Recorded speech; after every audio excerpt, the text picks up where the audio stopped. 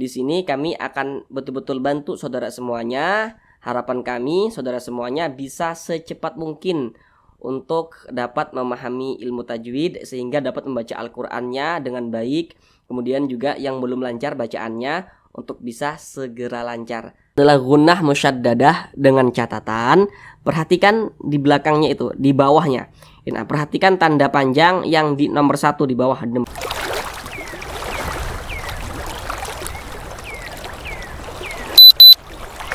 Assalamualaikum warahmatullahi wabarakatuh. Semoga saudara semuanya yang ada di rumah senantiasa dalam keadaan sehat, dipermudah segala urusannya, dan dilancarkan rezekinya oleh Allah Subhanahu wa Ta'ala. Amin, amin ya Rabbal Alamin. Baiklah saudaraku semuanya, kita kali ini akan kembali lagi belajar mengaji Al-Quran. Di sini kami akan betul-betul bantu saudara semuanya. Harapan kami saudara semuanya bisa secepat mungkin untuk dapat memahami ilmu tajwid sehingga dapat membaca Al-Qur'annya dengan baik. Kemudian juga yang belum lancar bacaannya untuk bisa segera lancar. Akan kami jelaskan dengan sangat pelan-pelan untuk memudahkan saudara semuanya dalam belajar mengajinya. Baik, langsung kita ke Al-Qur'annya. Baik saudaraku semuanya, sekarang di depan kita sudah ada Al-Qur'annya ini.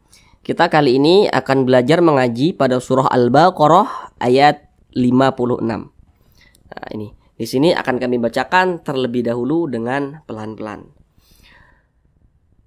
A'udzu billahi minasy syaithanir rajim.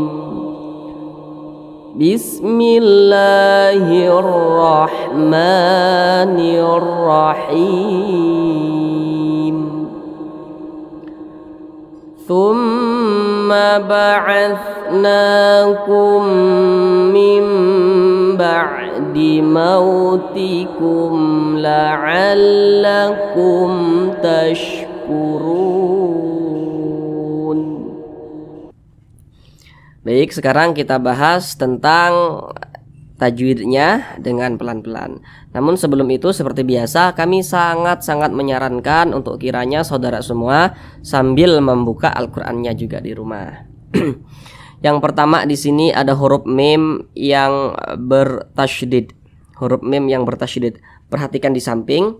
Apabila menemukan huruf mim yang bertasydid atau berjumpa dengan huruf nun yang bertasydid, maka hukumnya adalah gunnah musyaddadah. Nah, kemudian di sini kita berjumpa dengan huruf mim yang bertasydid. Huruf mim yang bertasydid hukumnya adalah gunnah musyaddadah dengan catatan, perhatikan di belakangnya itu, di bawahnya. Itu ada 1, 2, 3, dan 4 ya. Yang pertama, yang nomor 1, di belakang daripada huruf mim yang bertasydid tidak ada tanda baca tanwin.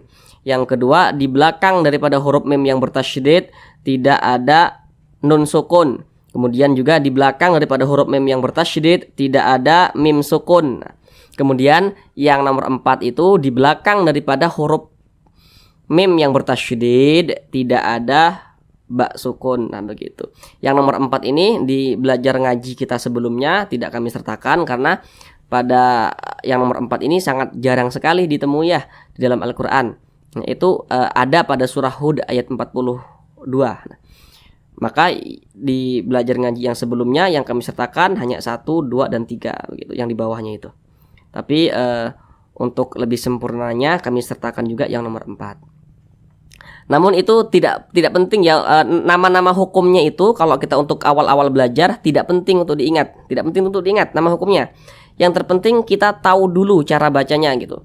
Jadi kita tahu dulu, oh jadi seperti ini saudara mudahnya. Apabila menemukan huruf mim yang bertasydid, huruf nun yang bertasydid, itu dibaca berdengung. Nah, jadi setiap menemukan huruf mim yang bertasydid, huruf nun yang bertasydid, itu dibaca berdengung. Nah, gitu. Jadi tanpa kita mengetahui dulu nama hukumnya pun tidak masalah. Jadi yang terpenting kita tahu dulu cara bacanya begitu. Jadi apabila ada huruf mim yang bertasydid, huruf nun yang bertasydid dibaca dengung. Di sini kita berjumpa pada huruf mim yang bertasydid, maka huruf mim ini dibaca dengung.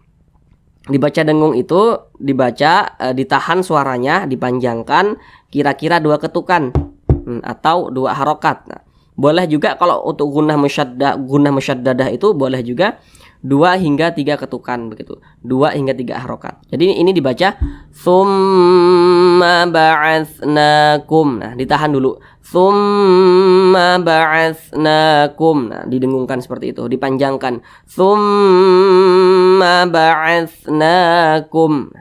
Kemudian di sini ada huruf nun. Di atas huruf nun ada alif kecil yang berdiri ke atas. Perhatikan salah satu tanda panjang atau tanda mad di dalam Al-Quran itu apabila ada alif kecil berdiri ke atas. Nah, perhatikan tanda panjang yang di nomor 1, di bawah di nomor 1. Nah, itu. Nah, salah satunya itu tanda panjang. Jadi kalau ada huruf, kemudian di atas huruf tersebut ada alif kecil berdiri di atasnya, maka huruf tersebut dibaca panjang.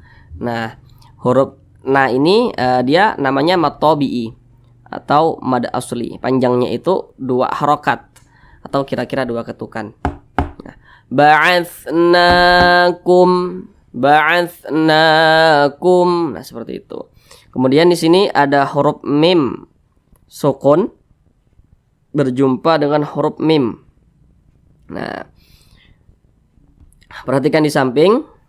Apabila menemukan huruf mim sukun berjumpa dengan huruf mim di depannya, nah, maka hukum bacaannya adalah idgham mimi. Nah, jadi idgham mimi ini dibaca berdengung, didengungkan 2 harokat atau kira-kira 2 ketukan. Jadi dibaca ba'atsnakum mim kum mim, dipanjangkan kum mim ba'. Nah, seperti itu. Kemudian di sini ada huruf non sukun berjumpa dengan huruf ba. Hukumnya adalah iqlab. Nah, jadi hukum seperti iqlab, izhar, idgham bi gunnah, bila gunnah, ikhfa hakiki itu ya. Itu terjadi apabila ada tanda baca tanwin. Tanda baca tanwin itu tanda baca baris 2 atau nun sukun. Nah, maka kalau kita membaca Al-Quran berjumpa dengan tanda baca tanwin, berjumpa dengan nun yang sukun, lihat-lihat di depannya itu huruf apa begitu. Karena ini ada nun sukun, di depannya ada huruf ba, maka huruf ba ini huruf iqlab. Maka cara membacanya dengan merubah menjadi bunyi mim. Nah, ini makanya di sini kalau di dalam Al-Quran itu dikasih tanda mim kecil. Nah, jadi kita baca mim ba'di mautikum. Nah, jangan dibaca min ba'di, tapi dibaca mim ba'di mautikum. Nah, dibaca menjadi mim ba'di mautikum. Dipanjangkan atau didengungkan kira-kira 2 ketukan atau 2 harokat. Mim ba'di mautikum. Nah, seperti itu. Kemudian di sini ada mim sukun berjumpa dengan huruf lam. Perhatikan lagi di samping. Mim sukun itu atau huruf mim yang dibaca mati berdengung hanya pada 2 tempat. Yang pertama apabila ada huruf mim sukun di depannya berjumpa dengan huruf ba. Ada huruf mim sukun berjumpa di depannya huruf mim, nah, maka didengungkan. Tetapi kalau ada mim sukun di depannya dia tidak berjumpa dengan huruf ba, di depannya tidak berjumpa dengan huruf mim, maka semuanya hukumnya adalah izhar syafawi. Nah, ini kan ada mim sukun nih, di depannya berjumpa huruf lam. Nah, bukan huruf ba, bukan huruf mim. Nah, maka ini namanya izhar syafawi. Dibaca jelas, tidak berdengung. Jadi dibaca mautikum la'allakum. Nah, jangan dibaca tikum.